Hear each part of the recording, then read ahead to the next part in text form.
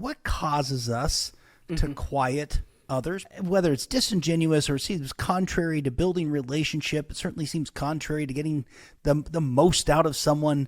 So why do we do it? Fundamentally, I would argue, not just suggest, I would argue that we all silence one another, not because we intend, but because we are human.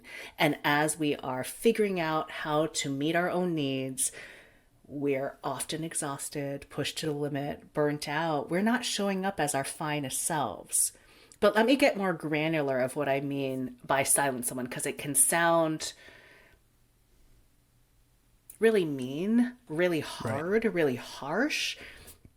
And by silence someone, make it harder for them to use their voice, make it harder for them to show up as they intend. Is there space in the family system, in the work system, on the team for their needs, goals, hopes, concerns? Interest-based negotiation would just say for their interests.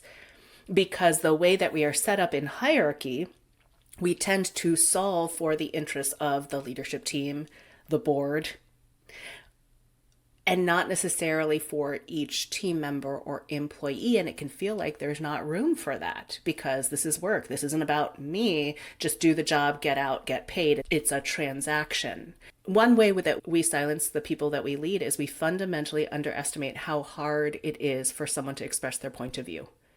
And that could be culturally, that could be from their family of origin, that could be they were the youngest child, that could be you remind them of their uncle, whatever it is. But for we as human beings tend to assume that other people are wired like us.